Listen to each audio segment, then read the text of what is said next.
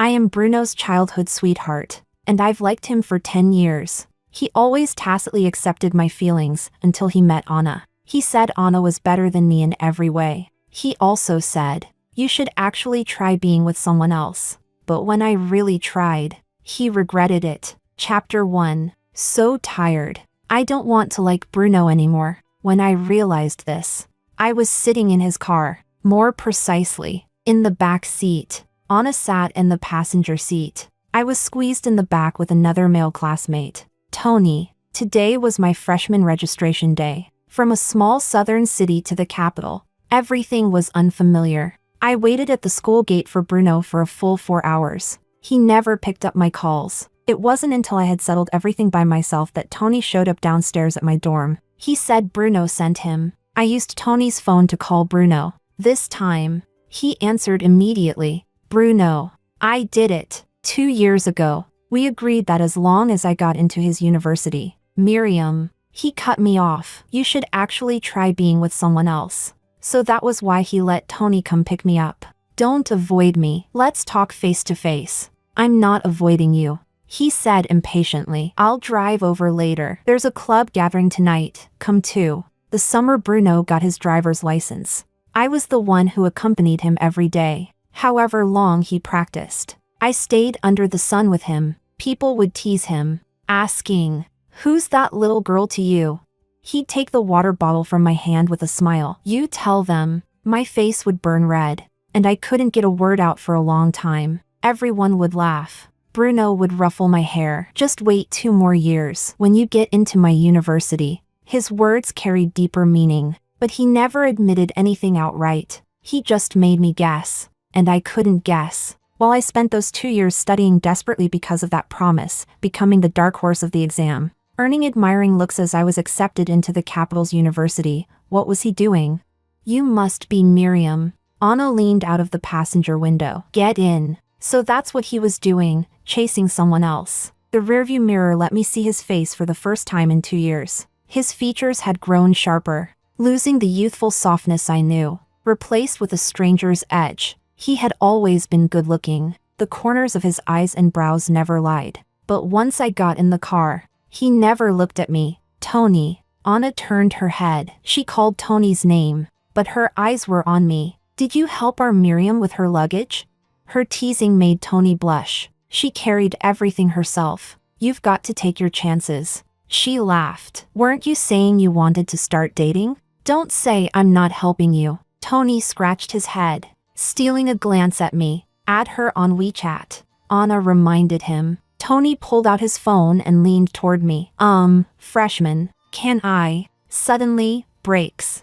All 3 of us looked toward the driver's seat. He showed no expression, as if our conversation didn't interest him at all. It was just a red light. Outside was the capital at dusk, drizzling with early spring rain. Back in senior year of high school, I had stared countless times at the southern rain outside the classroom window, imagining this very day 2 years later. Tony's phone was still held out in front of me. The red light was slow. Miriam, the driver finally spoke. Finally looked at me. Don't be too picky. He said it jokingly, yet the rain outside washed away the image of my old classroom, and each drop, fine as needles, pierced straight into my heart. Chapter 2. Anna is beautiful. The kind of radiant beauty who stands out instantly in a crowd. She becomes the focus wherever she goes. Just like now, inside the private room where the club was having dinner. The moment she entered, everyone welcomed her warmly. Anna, over here. Over here.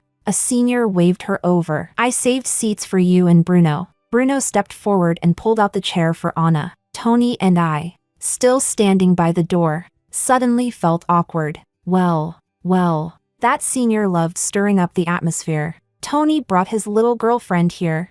I thought someone like you would stay single the entire college years. No. Tony waved his hands quickly. She's Bruno's younger sister, Miriam. At those words, everyone shifted their gazes toward me, each with their own expression. The senior glanced at Anna, then at me, deliberately raising his voice. So you're the legendary sister Bruno always talks about. Don't just stand there. Come sit, Anna said in a cute, playful tone. Waiting in the car for Miriam almost made me starve. Bruno asked the waiter to bring the menu. There was an empty seat next to that senior. I walked over and was about to sit down. Hey, don't sit there. The senior moved the chair away and said to me, I have this bad habit, only beautiful girls can sit next to me. Sorry. As he said it, he glanced again at Anna sitting beside him. Anna pretended to hit him playfully. Stop messing around. Sit here. Freshman. A female senior scooted over and made space for Tony and me. Don't mind him. He's always like that. No filter at all. I pressed my lips together and sat down,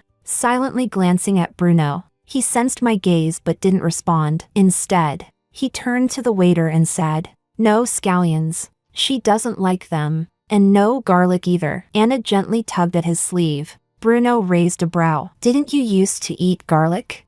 Anna's ears turned red as she whispered something in his ear. They both laughed. Oh, come on. Stop it. We haven't even started eating yet and you're already feeding us dog food. The senior joked. This restaurant is super slow with serving food. Let's play a game. What game? Truth or dare? The senior suggested. That's so lame. Anna interrupted. Oh, if it's lame, then you go first. Truth or dare? Truth. All right then. When are you and Bruno planning to make your relationship public? At that, everyone started teasing them. Bruno didn't say anything. He just looked at Anna with a half smile. What are you talking about? Anna covered her face with her hands. We're not together. Got it. Got it. So you two are still in the ambiguous phase. The senior gave her an out, then swept his gaze toward me. Your turn. I'm not playing. I rejected him openly. His face darkened. Fine. Someone who really knows how to kill the vibe. Don't be like that. Freshman. The female senior whispered to me. It's just a game. You don't want to offend a senior right when school starts. If he doesn't care about losing face, why should I help save it? Seeing the tension, Anna spoke up. If the freshman doesn't want to play, then forget it. No need to make everyone unhappy. Exactly. It's just a meal. Why make things so stiff? The female senior echoed. I'll do it. Dare. Tony offered cautiously. Fine. You then. The senior's lips curled. Your dare is to look Miriam in the eyes for 10 seconds. Don't say I'm not giving you a chance. Then he glanced at me. This is fine, right? Just 10 seconds. Don't embarrass your Tony Sr. Everyone at the table looked like they were settling in to watch a show. Tony tugged lightly at the hem of my shirt. I could feel his helplessness. As someone who always lingered on the edges of a group, he was used to smiling apologetically. For him, these 10 seconds could smooth over many things. Come on, count to 10. The senior was excited.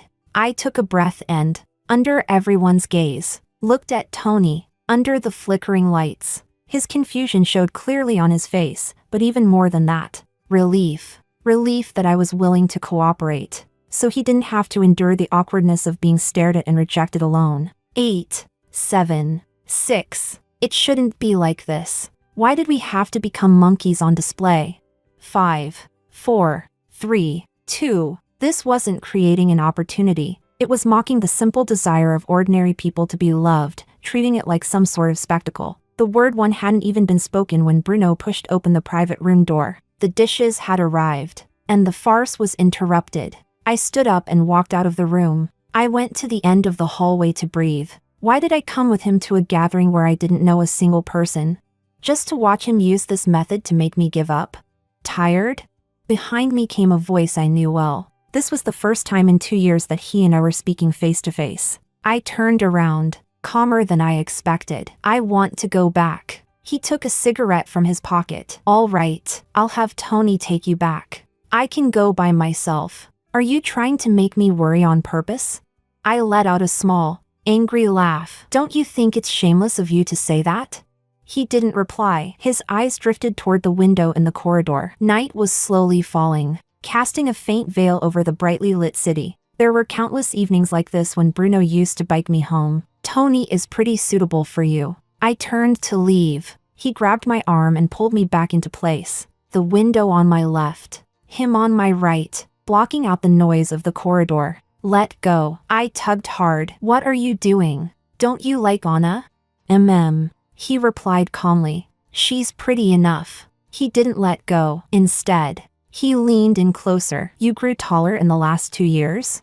His words made no sense, as if we were talking about something trivial and unrelated. I pushed him away. She's better than you in every way. Miriam. Yes. I lifted my head, holding back tears, and said firmly, she's better than me in every way. I don't want to like you anymore. Bruno. His eyes shifted slightly as he let go of my arm. Is that so? He let out a small laugh. You can try. I bet you won't be able to. Chapter 3. He knew I would definitely refuse Tony, so he let them push the two of us together. All his confidence came from the fact that I had loved him for so many years. Being loved sincerely and straightforwardly made him take my affection for granted, treating it as something he deserved by default. I was the toy of his childhood, and once he grew up and found newer, shinier toys, he tossed me into a corner, but he always assumed that I would stay in that corner forever, waiting for him. Go to hell.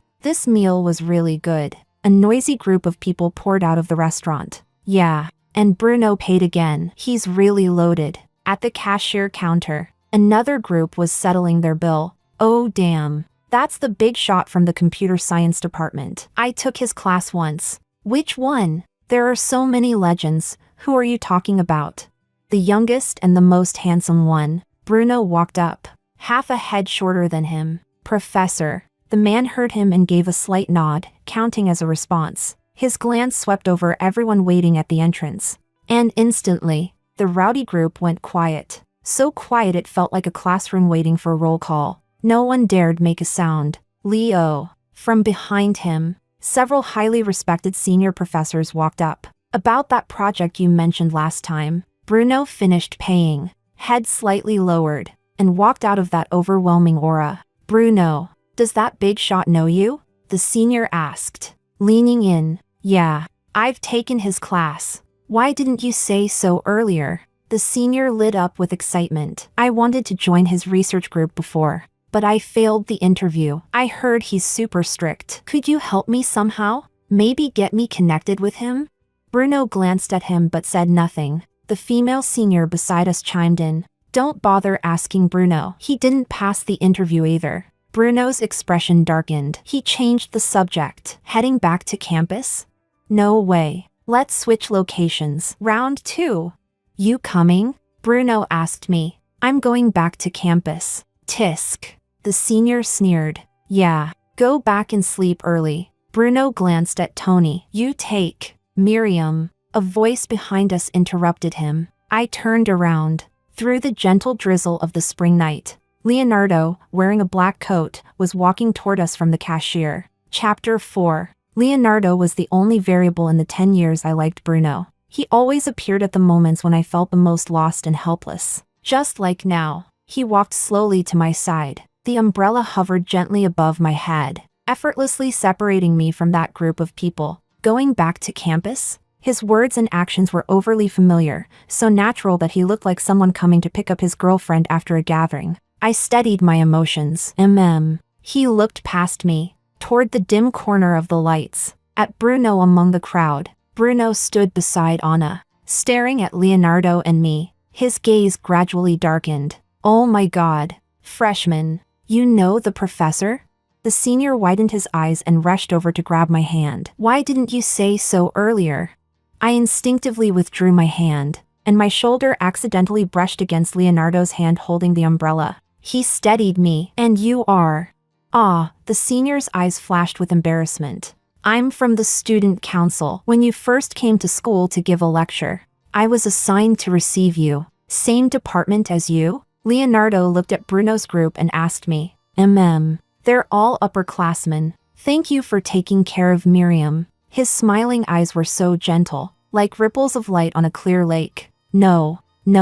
She's the darling of our club. The senior jumped in eagerly. When she joins later, I'll look after her. I didn't want to stay with them any longer, especially not drag Leonardo into this mess. Did you drive here?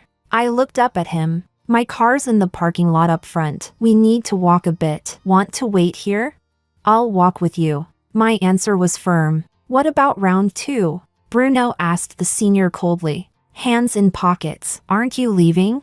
After saying that, he turned around and left without looking back. Bruno, wait for me. Anna followed him. Then Professor, we'll head out too. The senior glanced at Leonardo cautiously, then pretended enthusiasm as he spoke to me. Freshman, don't be shy with me. Tomorrow I'll take you to the cafeteria for something good.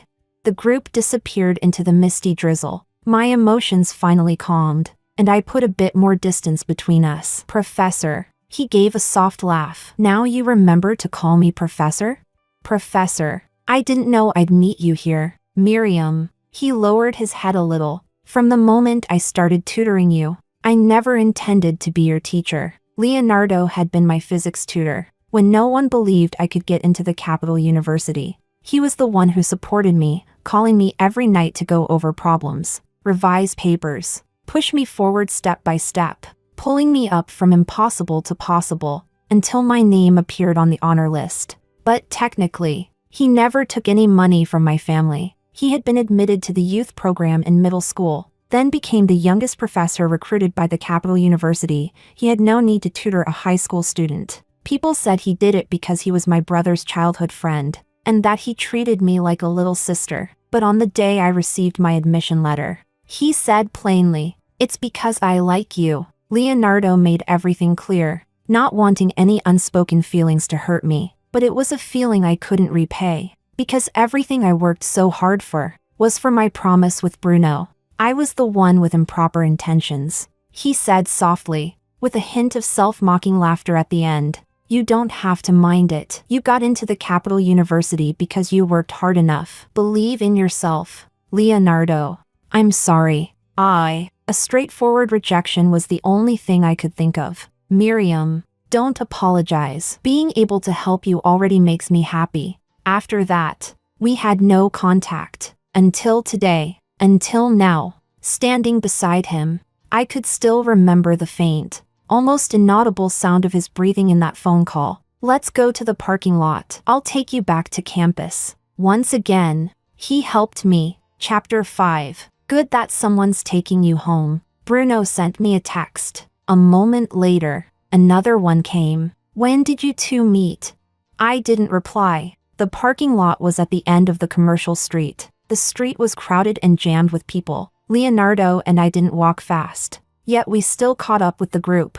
Bruno and Anna walked at the very end. When he glanced sideways, he saw me, but he showed no expression, only turned his head back and continued chatting with Anna, looking even somewhat cheerful, whatever they were talking about. He laughed loudly. Every bit of it landed clearly in my ears. He rarely laughed like that. Using Leonardo to make Bruno jealous was the stupidest idea. He didn't care about me, no matter what makeup I put on, no matter how pretty a dress I wore. Next to Anna, I faded into insignificance. He said she was better than me in every way. Her skin, her figure, her effortless beauty made the makeup on my face, which felt a little messy, seem even more ridiculous. She could capture all of his attention with ease. But why? Just because she was beautiful? A sting hit the tip of my nose. Why was I thinking like this? I hated myself for it. For no reason. Treating another girl as an imaginary rival, all because of him. Because his push and pull made me unwillingly drift into a meaningless competition between women. This wasn't good. I didn't want to be this version of myself. Careful. Red light. Leonardo held me back, pulling me out of my thoughts. The red light separated Bruno and me. He was smiling as he listened to Anna, not noticing that I had fallen behind. It was always like this, for so many years. To him, I was always the unremarkable one. Never the one worth noticing, always left behind, no matter how hard I tried. I'm sorry, Leonardo. I looked away from Bruno, then looked up at Leonardo sincerely. I should have responded to your feelings seriously. Thank you, really, but I can't be with you. I'm sorry I used you as a tool today. I really was awful. The mix of suffocating grievance and self-loathing surged up, overwhelming the tip of my nose, pushing tears to my eyes along with my broken words. I hated how easily I cried. So embarrassing. Leonardo placed a gentle hand on my head. There was clear respect in the way he touched me. Don't apologize, Miriam. His voice was clear and gentle. I was the one who liked you without considering your feelings. You don't owe me anything. How could liking someone ever be wrong? Love and being loved were such beautiful things. The one at fault was Bruno, refusing to respond sincerely. Not liking me back but still enjoying the feeling of being chased. The one at fault was me, losing myself. Stubbornly treating liking him as something noble and touching. I knew how you felt. Yet I still used your affection to test someone else. That was terrible of me. I sniffed. Leonardo, I don't deserve your feelings. If you insult yourself again, I'll really get angry. It was rare for him to speak sternly to me. I shut my mouth obediently, though the tears still fell one by one. Your dress, it looks very nice. He noticed. I covered my face. With me crying like this, my makeup must be ruined, probably like a raccoon. Hideous. He took my wrist and gently lowered my hand. Then he looked at me directly, with eyes as clear as a deep lake. The Miriam I like is the best girl in the whole world. The best. Unique. But I wasn't Bruno's only one. I was just his backup choice. I had never been loved with certainty and passion, and yet someone was truly loving me that way. How could you do this, Leonardo? You can't comfort someone like that. That one sentence tugged at the very root of all my grievances. Green light. Under the misty rain, the traffic signal blurred into a soft green glow. Spring moisture drifted everywhere. A dozen seconds. Time to walk. Across the road, I saw Bruno, his chin slightly raised, watching Leonardo and me. His gaze was dark and unreadable. 10 seconds left. I hurriedly wiped away my tears, hoping the hazy rain would hide how spineless I looked crying, and lifted my foot, ready to step toward the other side of the street. But Leonardo stopped me, his hand around my wrist. He had never let go from the beginning. What is it? He wasn't someone who showed his emotions, much less someone who acted on impulse. You didn't actually treat me as a tool. At the ends of his lashes, a raindrop from the spring equinox night clung lightly. Miriam, this is how you should use someone as a tool. I had never imagined that someone as gentle as Leonardo, when pulling a person into his arms without warning, could be so unreasonable, as if he had played out this moment in his mind countless times. We're even now. The early spring chill lingered through his coat. I couldn't feel his warmth, but I could feel his scent, like the lime water I drank this morning after the rain. In an instant, it sparked heat, rising with his breath, burning against my ear. Too close. What do you mean? Even? My voice didn't sound like my own. Miriam. He gave a small laugh. I'm taking advantage of the moment. I'm a bad guy too. His words were full of apology, but his tone carried not the slightest hint of repentance. Red light. Horns blared across the street. Bruno tried to rush toward us, but Anna held him back. Bruno, it's a red light. Are you crazy? Shock. Fury. Expressions I had never seen on Bruno's face before. He seemed to be shouting something toward me, but I couldn't hear him anymore, because in my ear was Leonardo's voice. Take this bad guy with you. Miriam. Chapter 6. Bad guys don't call themselves bad guys, unless it's the kind who already set the trap long in advance, pretending to be a harmless lamb, the true mastermind. Not coming in? Raindrops slid down the umbrella and fell onto the dark wooden floor. The dorm curfew had already passed, and I stood at the door of Leonardo's apartment, unable to bring myself to step inside. So fast? What did he mean by this? Did he mean that? What are you thinking about? Nothing, I answered instantly. It's not really proper for me to bother you like this. Professor. Professor? You. I corrected myself quickly, staring at the tip of the umbrella. Leonardo. He asked. Do you prefer going to a hotel? He asked it with complete gentlemanly frankness. I froze even more. I just figured it might be dangerous for you to stay in a hotel alone, so I brought you here to wait out the rain. Your brother will come pick you up soon. He came over and took my umbrella. Come in, I'll make you some ginger tea, and you're soaked. You should dry off. After saying that, Leonardo pulled out a clean white towel from the entryway drawer and placed it over my dripping hair. His movement was natural, and he almost helped me towel it dry, but halfway through, he stopped. I looked up at him. He turned his gaze away. Do it yourself. The towel was soft and clean, with the light scent of lavender. I changed into his spare indoor slippers and sat on the sofa. Outside, the rain grew heavier, as if it had no intention of stopping tonight. The apartment was spacious, decorated in cool gray tones, much like his usual temperament, hard to approach, distant. Only the ginger water boiling in the kitchen slowly warmed the rain-wrapped space. Just like he warmed me, Leonardo was on the phone with my brother. His voice was calm, almost emotionless. Then he turned his head and met my eyes. Yeah, the rain came suddenly. Bring her some clothes. She needs to change or she'll catch a cold. He told my brother something, then let out a lazy, almost careless laugh. But his gaze never once left my face. I'm not exactly a saint. You better drive faster. My heart skipped. I looked away quickly, stared at a painting on the wall. The painting was ugly. Miriam. He called my name suddenly. I nearly jumped. Yeah. I turned around. Dry your hair. Then come drink your ginger tea. I moved to the dining table. He passed me the spoon. Our fingers brushed. His face didn't show the slightest reaction. He really was such a gentleman. I'm going to shower. Finish it while I'm gone. I burned my tongue on the spoon. Why wasn't he leaving? Wasn't he going to shower? I looked up and found him giving me a half smile. A mischievous one. You should go. I rushed him, then realized how that sounded. So I added, or you'll catch a cold. He asked in a careful, measured tone, perfectly natural. Miriam, why is your face so red? Are you running a fever?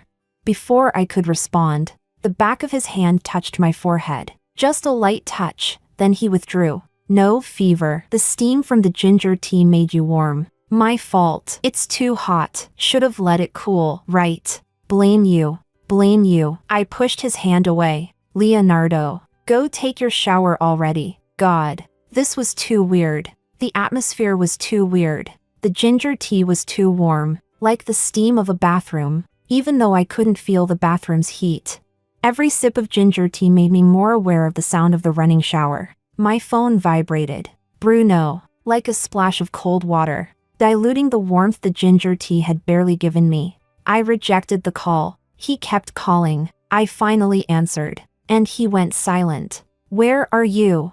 None of your business. Miriam, you never hung up on me before. Do you need something?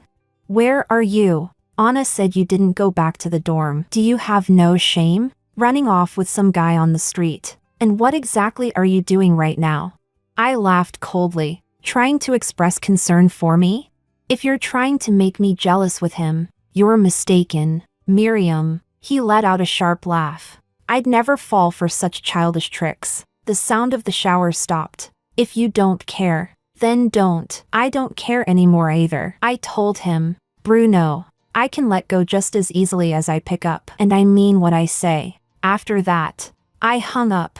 The rain was still heavy, rumbling with low thunder. I stood up and placed the bowl into the dishwasher. The pot of ginger tea in the kitchen was still steaming. He hadn't served himself, only me. I lifted my half-dry hair, took out a clean porcelain bowl, and ladled the tea spoon by spoon. Miriam, Leonardo came out wearing a light beige wool sweater, soft like a spring cloud. I served you a bowl, I said quickly, looking away to explain. He walked over, reached past my shoulder, and took the bowl from my hands. Careful, it's hot. Still holding my hand, he scooped one more ladle into the bowl. The wooden scent of his body wash unfurled around my breath, and the rising steam warmed my face. I didn't dare move. If I moved, the tea would spill, burn me, and burn him. Once the bowl was full, he released my hand and stepped back. Just as I was about to breathe again, he asked, You really don't have a fever?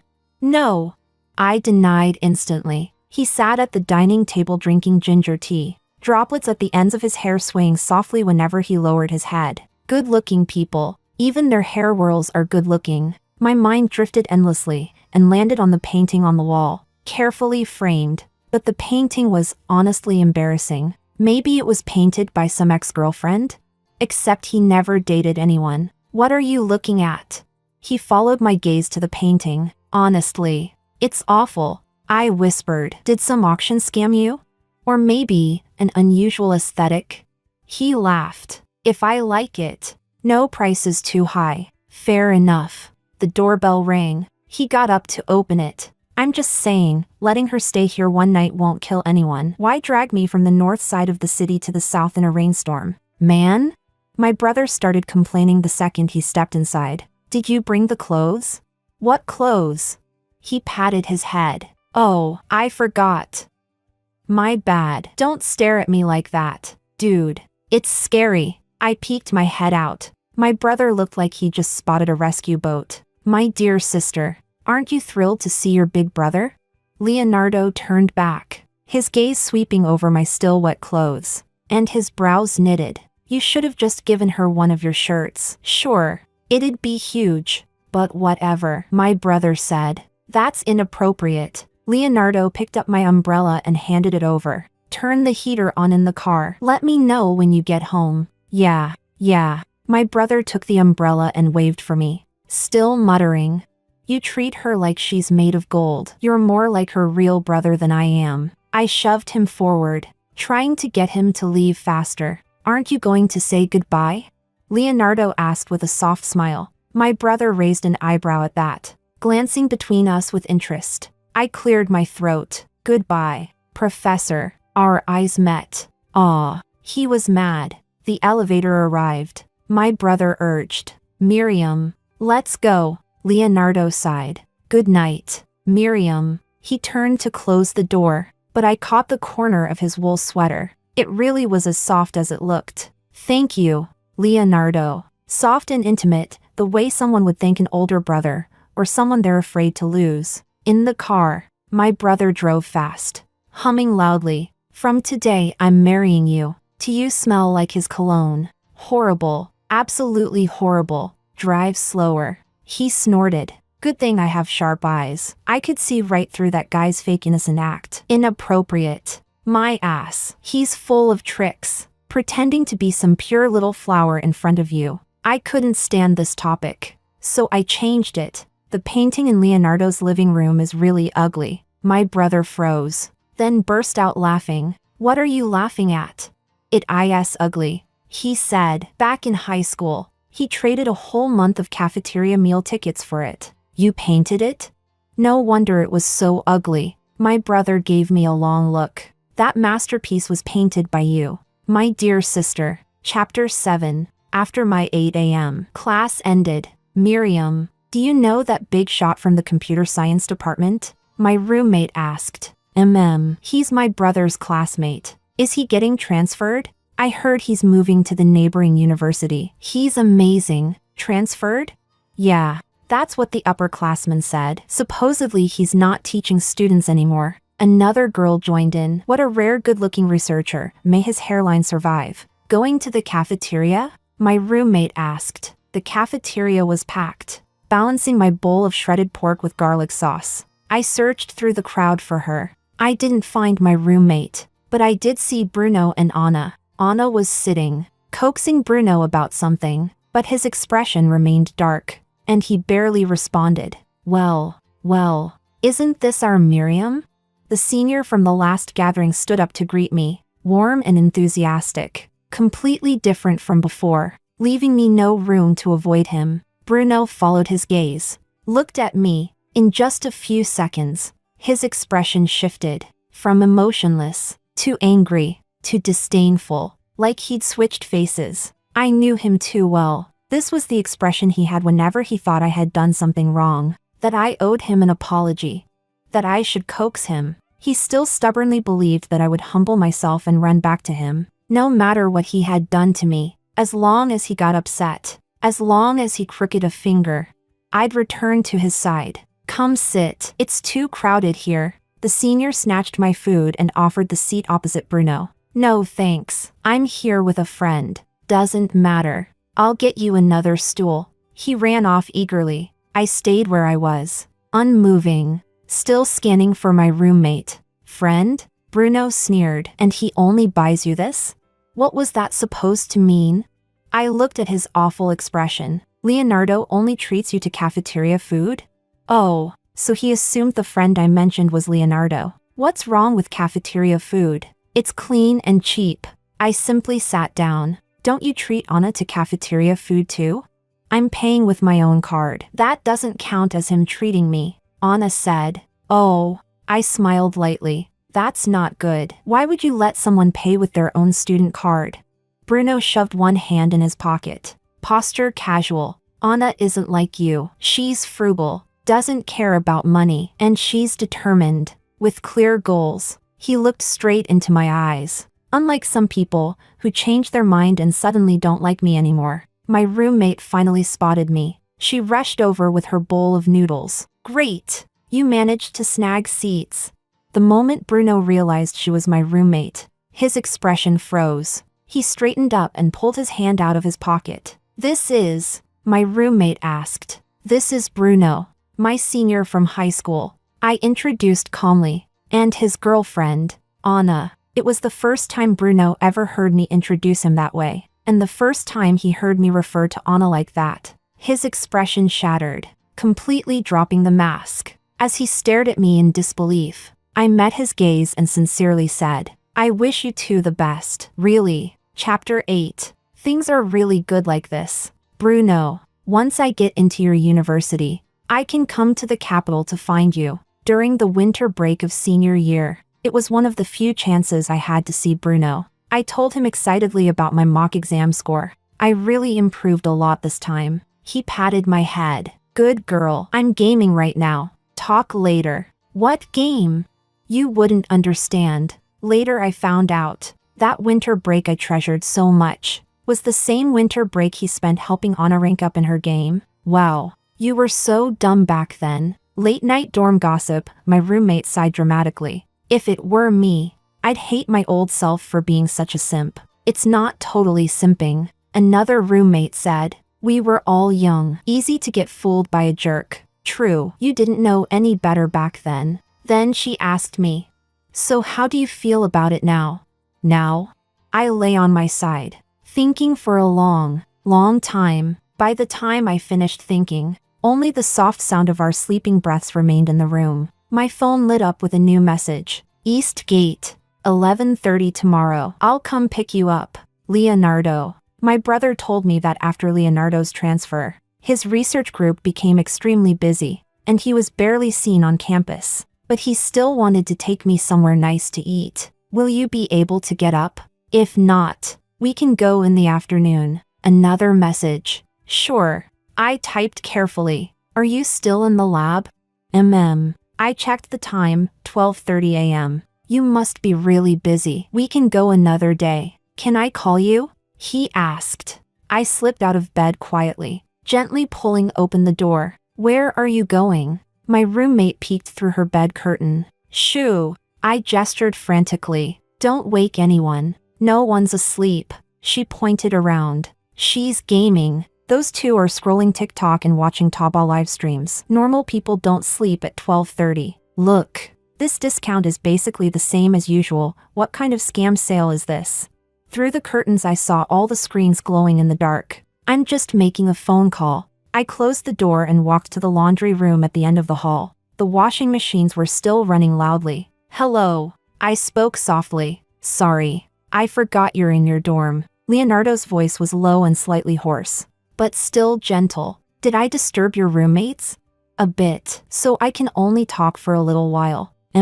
A little while is fine. Both sides grew quiet. Only the soft buzzing of the line remained. Leonardo, the painting in your living room wasn't painted by me. I pinched my phone nervously. My brother lied. My classmate borrowed my sketchbook back then and drew it. This idiot. He hung it in his living room for years. If my classmate knew her masterpiece was treated like treasure, she'd probably cry from gratitude. It's really ugly. I whispered. You should take it down. He chuckled. I exchanged a whole month of cafeteria meal tickets for it back in high school. Sorry for making you starve for a month. I thought he would say.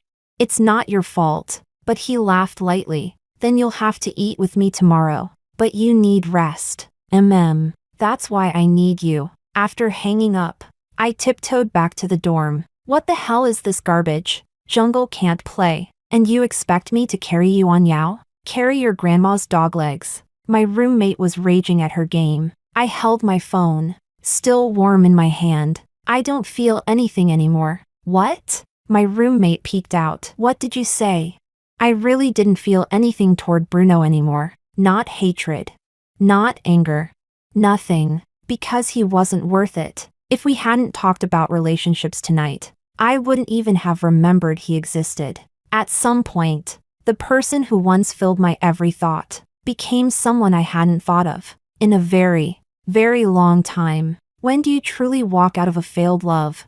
Not when you delete them from WeChat. Not when you say goodbye. It's a random night, after washing your hair, lying on your dorm bed, chatting with your roommates, and you realize you can joke about them casually. That's when you know they really don't matter anymore. If this one sucks, just find another. One roommate said to the gamer roommate. It's just a jungler. There are plenty of them. At worst, I'll jungle for you. Who needs men anyway? Chapter 9. At 11 o'clock, I was already waiting at the east gate. After days of light rain, the air was damp and cool. Last night, under the intense interrogation of my roommates, I finally confessed that I had a lunch date with Leonardo. My roommates, who normally couldn't wake up before noon, struggled out of bed early today, insisting they had to do my makeup. 3 of them fussed over me for a long while, and in the end, all 3 said in unison, "Wow." So I arrived earlier than planned, a full 30 minutes early, and I ran into Bruno. I forgot how close this place was to his dorm. At first he didn't recognize me. He walked past a couple of steps before turning back, staring at me for a long time. Were you waiting for me? Do you think that's possible? I didn't look at him. He let out a self-mocking laugh and stood beside me, silent for a long time. Do you have to stand right next to me? It happened to be class dismissal time. Crowds of students streamed past the east gate. He looked at me. You even learned to do makeup for him? I wear makeup for myself. I'll show it to whoever I want. What does it have to do with you? You didn't talk like this before. When I didn't answer, he lowered his voice. If we were together, would you wait for me like this too? No, we will never be together. I looked up at him. You're not worthy. Bruno. Pain flickered in his eyes, restrained, aching. I don't have anything going on with Anna. You're the one who said she's better than me in everything. That was just... I was trying to. That was just you trying to make fun of me. I said calmly, coolly. You wanted to see me hurt for you, sad for you, devastated because I couldn't have you. It was just you feeding your vanity. That's why I said you're not worthy. You are not worthy of being loved. Bruno, because you never value anyone's feelings. If you don't like someone, you can reject them, but you cannot toy with them, and you absolutely cannot use someone's affection as a way to boost your ego. My brief blindness doesn't mean you were ever anything special. Please remember that. He couldn't say a single word for a long time. The light mist of rain fell onto my umbrella, the flowing curtain of water forming an invisible barrier between us. I looked past his shoulder, and in the gentle spring drizzle not far away, someone was standing, waiting. He had arrived early too. He had been standing there all along, waiting for me to notice him. Thank you for the reminder, Bruno. I really should try being with someone else sooner. I smiled at him. Now I finally know how good I, Miriam, am, and how undeserving you are. With that, I turned and walked away, toward the figure waiting for me. In the rainy season of the spring equinox,